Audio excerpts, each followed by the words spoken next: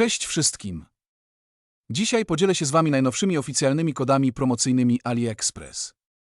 Dzięki tym kodom możecie zaoszczędzić pieniądze na swoich ulubionych produktach. Koniecznie oglądajcie do końca.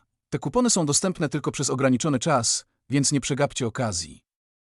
Wszystkie szczegóły dotyczące kuponów oraz mój link dodałem w opisie poniżej.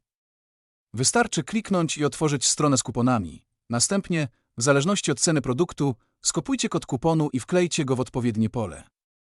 Potem kliknijcie przycisk Zastosuj i cieszcie się zniżką. To są oficjalne kody promocyjne, więc macie gwarancję, że zadziałają, jeśli Wasze zamówienie spełni wymagania. Takie jak minimalna wartość zakupu. To wszystko na dzisiaj. Jeśli uznaliście ten film za pomocny, nie zapomnijcie kliknąć przycisku Lubię to i zasubskrybować kanału, aby otrzymywać więcej okazji, zniżek i recenzji produktów. Dzięki za oglądanie i udanych zakupów na AliExpress.